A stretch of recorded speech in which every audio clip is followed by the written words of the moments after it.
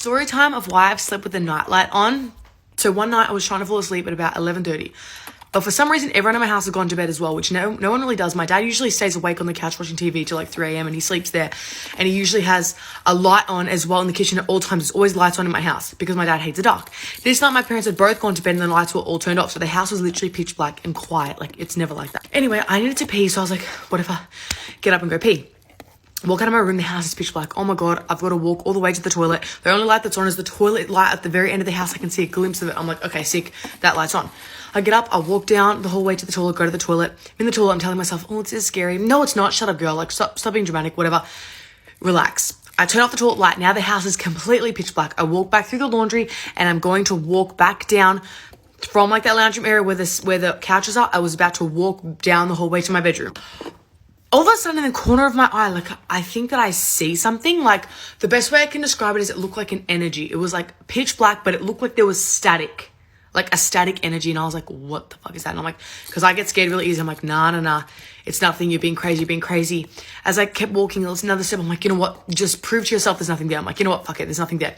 So I walk up to what I think is like a static, like kind of just like, I'm like walking and I go like this through it because I'm like, watch there be nothing there. I've done this before. I'm the type of person that I always think I see shit and I just go like this and there's nothing there.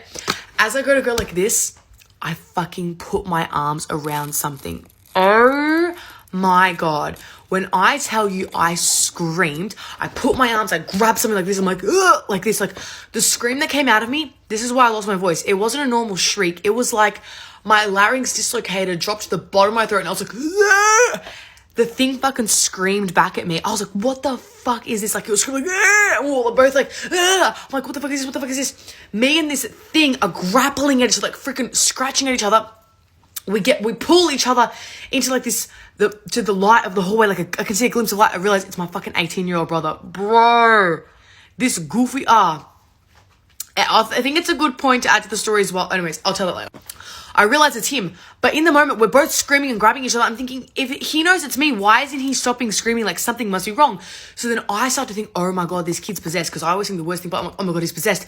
So then we're spinning, we both fall to the ground, and we're both trying to crawl down the hallway to my parents' room because we're shitting ourselves, but at the same time, we're not letting go because we're that scared.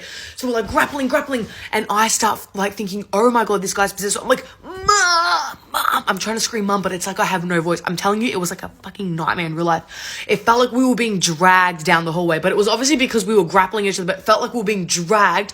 I was screaming, Mum. We, on our knees, were like, down the whole hallway, all the way back down to where my parents' bedroom is. Finally, everyone, like, honestly, I think they took a long time to get up now that I think about it. My parents' room the door flies open, my mum and dad are there. My older brother's room flies open, he runs out in his undies. When they run out, they turn on the hallway light. My brother Alex is lying on the floor like this. And I'm there standing over him like this, grabbing onto my throat. My mom was like, what the hell happened? I'm like, Mom. Like, she's like, you okay? I'm like, my voice. And she's like, what's going on? Like, I breathe. I'm like, oh, my voice came back. I'm like, oh my God. I'm like, Alex, you fucking scared the shit out of me, bro. Like, what was that? He's like, you grabbed me. I'm like, dude, what were you doing up in the middle of the night? He's like, I had to pee. I went to the toilet. I was like, what the fuck? So we managed to just collide in ways. We scared the shit out of each other. I'm like, what were you doing? Like, what the fuck? He's like, I was just trying to go to the toilet and then I didn't want you to think that I was following you. So then I went to the kitchen table and I was standing there with my hands over my face. He was standing in the pitch black with his hands over his face because he was already scared of the dark. And then I've gone up thinking it's an energy and went to grab him and he's shit himself while I'm grabbing him because obviously if someone grabs you in the middle of the dark, you're going to shit yourself. So we both scared each other and were screaming. I said, Alex, if you knew it was me, like, why didn't you just say, Annalise, it's me? Why are you screaming? He's like, I was screaming because you were screaming. You were scaring me. I was like, bro, you're the one that knew it was me going to the toilet. I didn't know what the fuck. You could have been like an intruder. You could have been anything. Anyways, the next morning, like I wasn't able to sleep. Like I went back to my room. The adrenaline I felt so much fear. Like even though nothing actually happened, like in that 10 seconds where I grabbed whatever it was and we were grappling and scratching, I went into so much shock. Like I can't even explain the fear. I couldn't sleep. I literally couldn't sleep. I had to go and watch School of Rock and I couldn't sleep. And the next morning, we were all piercing ourselves about it because my brother Alex reckons he asked my dad what happened and he told the same story. Like, oh, I saw that she turned the light on, so I quickly went behind her because I was scared of the dark and I thought if she's in the toilet, it's all good. But then she turned off the toilet light and it was pitch black and I didn't want her to think I was following her and I was also scared, so I covered my face. And then she grabbed me and he said that I dragged him by his foot down the fucking hallway. I'm like, bro, I didn't drag you. Like, my dad was pissing himself. Like, he thinks that he was lying down like this and I was dragging him by his fucking feet down the hallway. Like, bro, what do you think I am, a psycho or something? Anyway. The next day, both me and him had lost our voices. If you go back in my story time, I have the original video of when it happened. I literally had lost my voice for like 2 weeks after that because of like the trauma to my throat. But ever since then, I've had the light on because I've just felt a bit scared, and I've gotten so used to having the light on now I can't turn it off.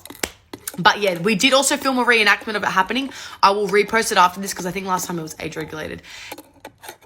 I ruined my mum's life and reputation. Story time. So for the context, my mum and dad have been married for about 43 years now. And from this, I have 6 siblings ranging from the ages of 42 to 18. And there's also my husband, and we've been together since we were 15. So when I got pregnant with my daughter, we ended up moving in with my parents. We got married shortly after my daughter was born. However, my dad's father sadly passed away just a few months after the wedding. And he had left his ranch-style house to my father. So this bit's a little bit complicated, but my dad decided to give us the ranch-style house, and they decided to live in the little house that my grandparents had built just next door to the ranch. They said that the ranch would be part of our inheritance, and we were completely fine with this. So let's fast forward a little bit. We now have 3 children, and I'm now pregnant with what will probably be our last child. Up until all of this story happened, I thought we had a brilliant marriage. We were always super loving to each other. We literally never fought. Went on date nights, we bought each other's gifts. Everything was literally perfect until my world came crashing down on New Year's Eve. So I literally just returned home from a trip that I'd taken with my girls. Everything seemed completely normal. That was until I walked into my bedroom and saw my mum and husband in bed together. My mum then had the absolute audacity to scream at me and tell me to get out of their bedroom. And I'm not gonna lie, that really shook me up. So unfortunately, my oldest daughter was already in the house and she was getting ready for a party. So she obviously heard everything that had gone on and ran out to see what was happening. And when she did, she saw my mum, aka her grandma, running across the landing in nothing but a bedsheet. Obviously, she was absolutely devastated, so ran to my sister's house. I asked her not to say anything to my sister until I had got the truth from my husband. And when I did find out the truth, I found out the truth. And he told me that they'd been having an affair since before he was 18. They had been seeing each other twice a month since before we were married. So I decided to run some maths, and I was absolutely mortified because I worked out that there's a possibility that my twin brothers and youngest brothers could be my husband's children. I called my dad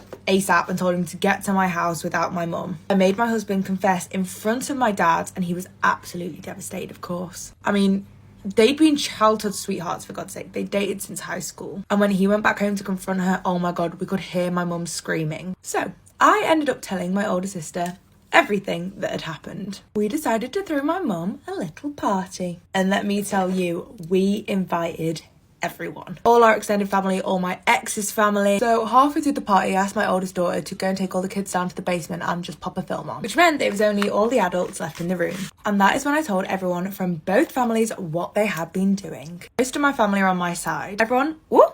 It was everyone except my 2 sisters and the entirety of my ex's family. They all just said I was a massive arsehole for doing it publicly. The word actually ended up getting to my mum's church, and they actually called me to verify everything that had happened. Since then, my mum has actually been let go as the children's pastor at the church, and she's now claiming that I ruined her entire life and reputation. My dad has now actually kicked her out, and she's living with her 38-year-old sister. My dad ended up insisting on getting a DNA test for the 3 youngest children, which would have been the twins and my youngest brother. And we have since found out that my twin brothers are actually my husband's biological children. Needless to say, I have kicked him out and he's currently living with his dad. Me and my dad are currently in talks about selling the ranch house and us moving into a much bigger house together. My husband is absolutely appalled that I found out he's actually got 7 children instead of 5, and that means that I'm going to take away half of his business. You see, it's all teed up quite nicely really, because you see, in my state, all marital assets are split 50-50. But what about the ranch, I hear you say? That actually never went into mine and my husband's name. It always stayed in my dad's, so it still belongs to him. My husband and son both lied to me. I'm 34 and my husband is 36, and we've been married for 12 years. A few weeks ago, my husband said that he has seen another woman handle situations that he didn't think I would be able to. I tried to talk to him about why it bothered me, and he just told me it was a passing comment and I shouldn't take it so seriously. That he had meant it to simply compliment her by saying she was handling so much on her own, and he was impressed by it. I told him it was completely unnecessary and hurtful to compare her to me to compliment her. He told me I was being unreasonable and jealous and that he didn't mean anything by it. After that, he didn't say anything else about it, so I dropped it. Then yesterday, when I came home from work and saw a pair of women's Fendi glasses on our kitchen island, kind of hidden by our fruit bowl, I picked them up and asked my husband whose they were. He looked confused and was like, "Aren't they yours?" I said no. Our older son, 11, is sitting at the table and goes, "Oh, those are my friend Allison's. I took them home by accident." I was immediately suspicious. These are very expensive glasses, and I know Allison's mother, and she doesn't seem like the type to let her child bring something worth that much money into school. My son kept insisting they were hers, and he had just taken them home accidentally on the bus, and he'd return them to her tomorrow. But I said no, and that I'd return them to her mother in person so I could make sure they got to them safely. When I spoke to Allison's mother, she confirmed that they weren't Allison's, and that neither she nor her daughter owned sunglasses like that. When I told my son and my husband this, they both feigned ignorance. My son went from saying that he could have sworn they were Allison's to, well, maybe not. Maybe I don't know whose they are. And then my husband said that he does remember taking the sunglasses out of our son's backpack when he was getting out his lunch stuff. Then my younger son, 9, just came home and recognized the sunglasses. They are Noelle's, the woman he helps out sometimes, the one he told me to not be upset that he compares me to her. I'm going to confront him when he gets home. I don't know what to say to him. I feel as though I'm going to immediately burst into tears. Can someone please give me advice on what to say? And also just general advice, please. I never thought I would be in this situation. My youngest son, 9, ended up identifying the sunglasses. When he got home, my husband admitted they were Noelle's. She has been over there while I was at work. My husband has not realized they were hers. He thought they were mine, which is why he didn't move them. My older son realized whose they were immediately, which is why he lied about them. He knew I was going to find it all out and was trying to cover. My youngest son recognized them because apparently they have all gone with Noelle numerous places on my husband's days off while I was at work. I don't know what he told my older son, but he told my youngest not to tell me about Noelle and her son hanging out with them because I would feel bad about being left out because I was at work. I returned the glasses to Noelle, who seemed horrified. She was under the assumption I knew about their hangouts. I asked her why did she think I would be okay with this. She looked really confused and told me why would I care if we were separated anyway. I told her we absolutely were not separated. We were very much still together. Apparently, my husband told her we had not been together except for cohabitating and co-parenting for months now. I confronted my husband with this information and he didn't deny it. He apologized but said he had developed feelings for Noelle but didn't want to risk our marriage until he knew if they were true feelings or just attraction. He left the house. Noelle wants nothing to do with him because now she knows the truth. He lied to her as well and she's furious. I'm speaking to a lawyer today. I'm not going to speak with him again except through lawyers since I don't have anything else to say to him.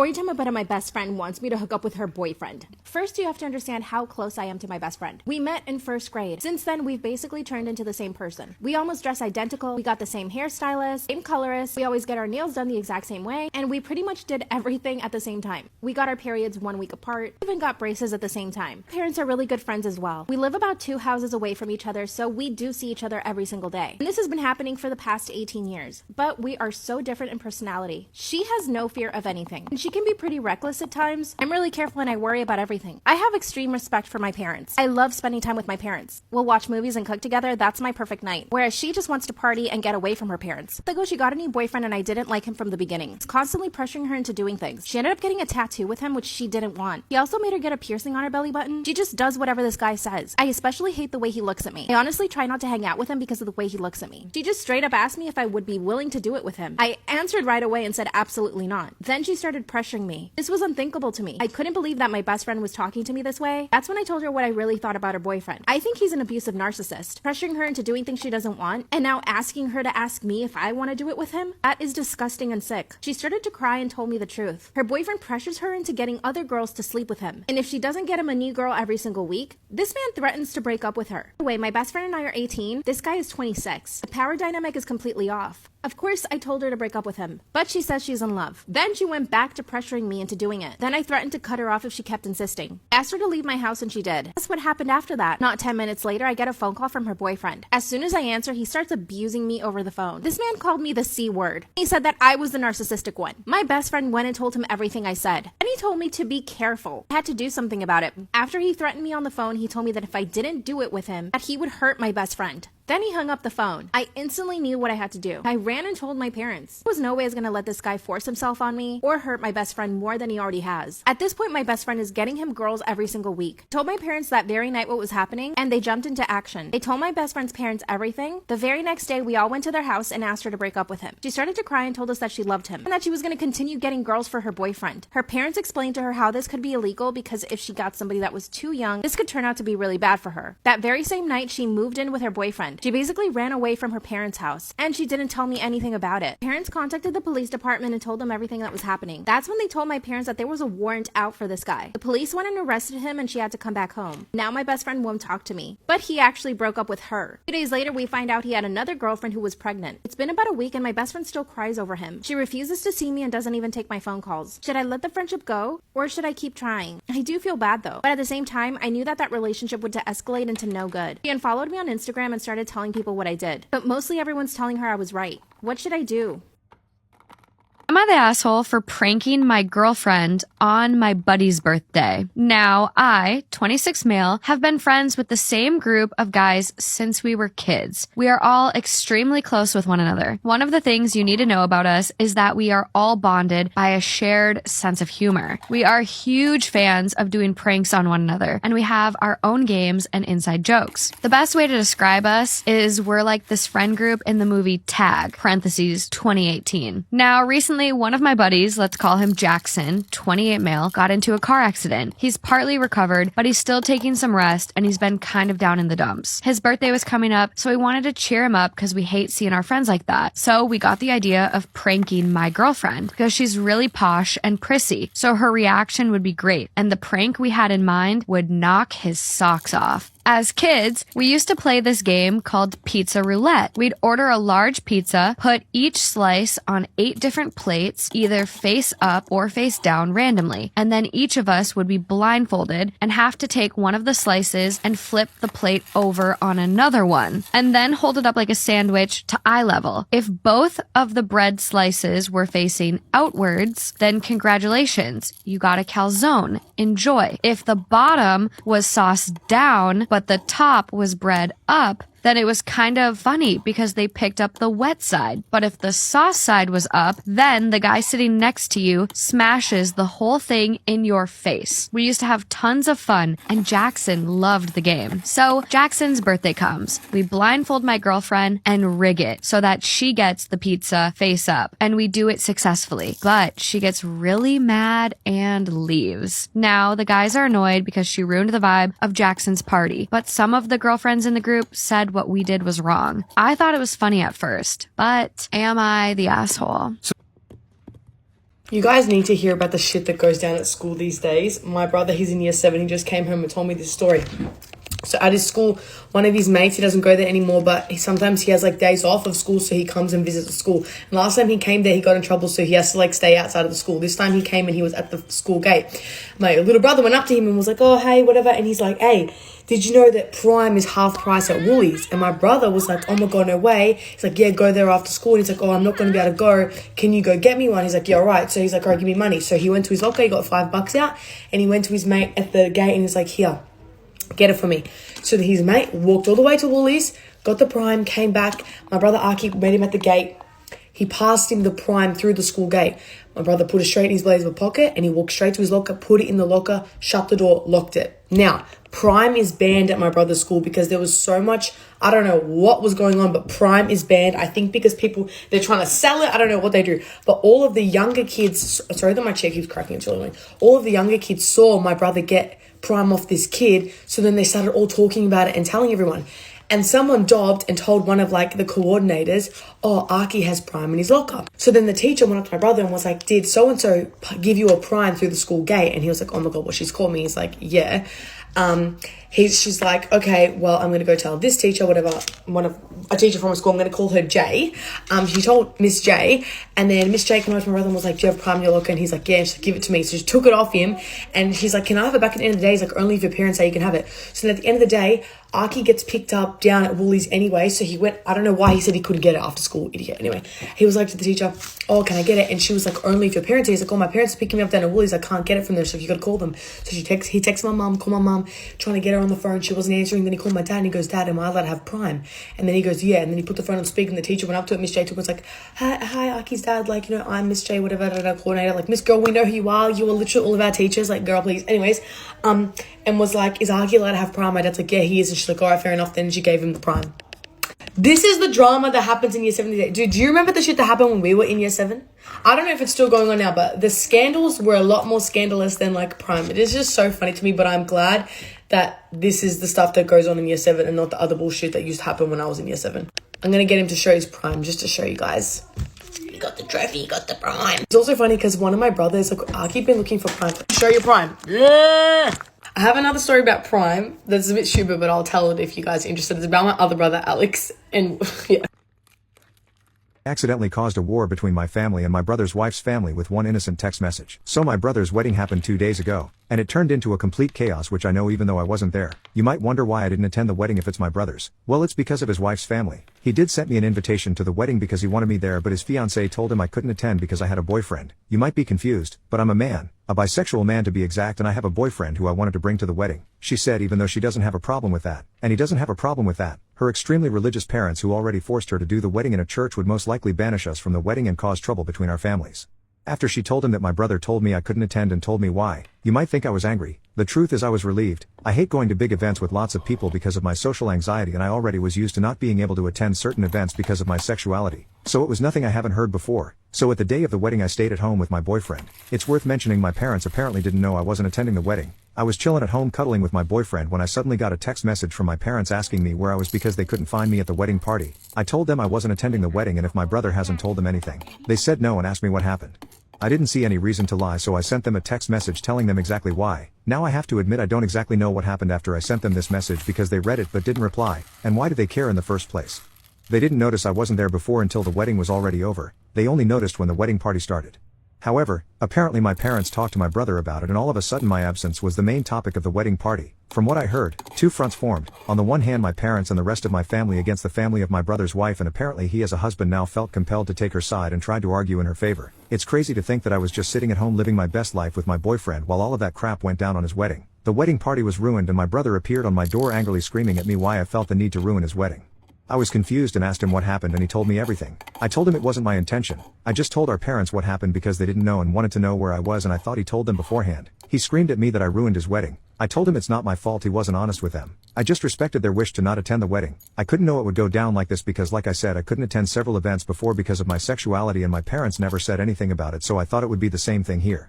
But I gotta admit it's kinda sweet that my parents and the rest of my family stood up for me. They haven't done it before. That's a more than welcome change, but I still feel kinda bad because apparently I really ruined the wedding party. Didn't think I'd give an update, but many interesting things happened. When I said in the main post that two fronts had formed, I only meant that metaphorically, of course, but it's no longer that. While nothing much interesting happened in the first 2 days, afterwards the terror started as soon as my brother and his wife went on their honeymoon. My mom and my dad visited me and told me how the wedding party escalated and they were so close to physical violence. I thought it was funny at first, but this truly bothers me. I also want to point that you did a great job at convincing me it's not my fault, but hearing my parents' side still gave me a bad feeling in my stomach.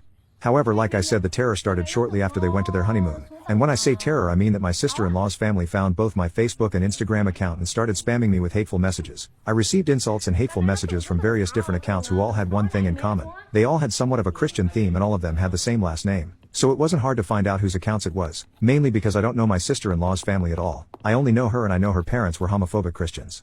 But whatever, they not only started attacking me, they also found the account of my boyfriend through my account because we're linked as a couple and started to send him the same messages. The messages contained on one side typical bigot stuff like, "You're burning in hell for your sins." One even called me and my boyfriend two devils in disguise. The other side were just blatant insults. You get the idea. I called my parents and told them what they are doing. Then I sent a text message to my brother with screenshots of the messages his wife's family sent me, to which he replied that I shouldn't disturb him with that during his honeymoon as I already destroyed his wedding party. I couldn't believe it. He was just like them. He did send me an apology after my mom told me she called him. But none of this is the main reason I'm giving you this update this early. Because I got a call this morning from an unknown number. I hesitated because I thought it was one of them. And I was right, but it was none of the people who insulted me. I heard a woman voice who introduced herself as the half-sister of my brother's wife. She said it didn't go unnoticed what her family was doing and she wanted to apologize for them. I told her I'm not going to tell anyone in her family about this and that I don't blame her for her family's actions. She thanked me and hung up. I don't know why, but I have this feeling she only did this to protect her family from being reported. My mother wrote to me earlier that she wants to report the insults and the harassment of these people and that she demands for my brother to divorce his wife or she will disinherit him from her will, because that's not how she raised him. A little radical in my opinion, but I understand where she's coming from. This entire thing escalated so much it's unbelievable. Thank you all for your support on my first post.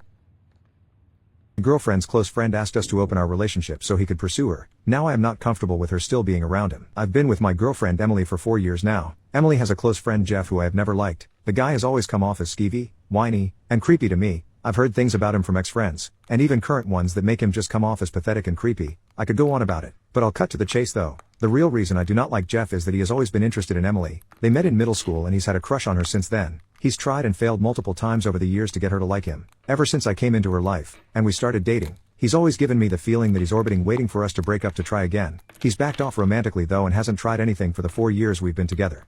Jeff has been a sore topic for me and Emily. Even though I don't like him, she and her friends do. I've made it clear to her that I don't like him, but I've never interfered with her friendship with him because I've always trusted her when she tells me she feels nothing romantically for him. This all changed last week. Jeff's own romantic life can only be described as unusual. From what I know, mostly one-night stands and third-wheel scenarios. He's openly poly and I've heard far too much about it from him. Not the lifestyle for me, but whatever suits you. What got to me though, was how he would talk about it to the people in monogamous relationships in his friend group, pitching it as if he was trying to sell them on it for other reasons. Last week, Emily and I tagged along with her friends for an outing. We ended up at a dive late at night for drinks and Jeff tagged along with the two of us. He was incredibly off-putting to me the entire night, much more than usual, acting all buddy-buddy with me to an uncomfortable degree. As we sat and chatted, he brought up his most recent relationship from a few months back, a poly relationship where he was third-wheeling another couple. It was very awkward. Much more so when out of nowhere he recommended we try something like that ourselves. The short of it is he asked us to open our relationship and become a triad with him. He knows I'm straight, so what he really meant was he wants to screw Emily and for me to be okay with it. Emily declined, and I wanted to tear into the creep. However, Emily made me go to her car so she could pay for our drinks and leave knowing I was about to make a scene. Suffice it to say, I am not comfortable with her continuing to associate with him. I've made it clear that what he did was completely disrespectful of our relationship and that I don't trust him not to do something more sinister at this point. Emily, however, disagrees. She's saying this is just how Jeff operates, which makes me even more uncomfortable with the situation. He's not neurotypical, and her whole friend group has used that as an excuse for so long. I'm sick of hearing it. We have been arguing nonstop about this now. She doesn't think this is enough of a reason to cut him off and I cannot understand why. Her friend group has essentially decided to stay out of it as well. I did share my thoughts with someone I know who is an ex-friend of Jeff's from high school. I also learned that Jeff has tried to break up Emily and her boyfriends before, and he thinks this is another attempt. She was planning on going out Friday with friends to a movie, which included Jeff. We ended up having another massive argument in which I told her to not come back if she left. She's been staying at her parents' house since. Right now, I feel like I'm living in bizarro land. Every single weird thing about her and her friends now sticks out like porcupine quills. It's like I'm the only one who sees a problem with what Jeff did, and that my opinion does not matter. Emily refuses to tell me what about Jeff is so important and endearing he's worth this. It's like to her this is just normal or something. How do I even proceed at this point? It feels like I'm just being walked over. How can I convey how uncomfortable I am at this? Or is it even worth it at this point? I wasted the last 4 years of my life with a girl we'll call Emily. I thought she was a good and honest person. Boy was I wrong. Emily had a close friend named Jeff. I never understood it. Jeff is a creepy and pathetic man who has orbited her since middle school. He's neurodivergent. At least that's what their friend group has used as an excuse for his actions. He's always had a crush on Emily. According to ex-friends, he's tried his hardest to get her to like him since they met. Emily does not like Jeff any more than a friend. Even then, the way she talks about him to me makes me feel she's completely disgusted by him physically. Along with her honesty, it made me never question their friendship, even if Jeff was obviously orbiting waiting for us to break up. A few weeks ago Jeff asked us to try out polyamory so he could make love with Emily. I was furious. I wanted to put him in his place, but Emily stopped me. She seemed to have no problem with him asking, even though she turned him down. Her whole friend group acted like this was just a normal thing to ask. That me upset and mad that he would dare disrespect our relationship like that was wrong. It was Amy's problem. There are things that should have clued me into the fact that her friend group was a circus. I just ignored it. However, after the polyamory incident, I couldn't though. The things that ex-friends told me about Jeff and Emily made me ask questions and start digging. I ended up contacting one of Emily's ex and learned something very interesting. In high school, Jeff was giving Emily hundreds of dollars he was stealing from his parents. I and Emily had been arguing constantly after Jeff asked the question. She had been staying with her parents for a time while things cooled off. Once she showed back up at our place this week, I decided to confront her and asked if Jeff was giving her money. She denied it at first, but I told her if she does not tell me the truth I will forward many of the texts she sent me commenting about Jeff's body and face to Jeff himself. Jeff has been giving money to Emily since they met. For the entire 4 years we were together he was sending her sometimes hundreds of dollars each month. Her texts with him are flirty in nature. While not outright saying she's interested in him, she's heavily implied it, acting like it's just not the right time for her to be with him. She has reaffirmed to me that she's not interested in him. In fact, she's implied she actually hates his guts. I asked if her friends are also taking money from Jeff, and she said she did not know. I packed my crap up yesterday and am staying with my brother till I find a new place. I blocked Emily. I sent Jeff a text simply showing him how Emily talked about him to me. I'm 99% sure Jeff is stealing from his parents still as he lives with them. I found his parents' numbers and texted them letting them know what's happening. Moving on from 4 wasted years is going to be tough.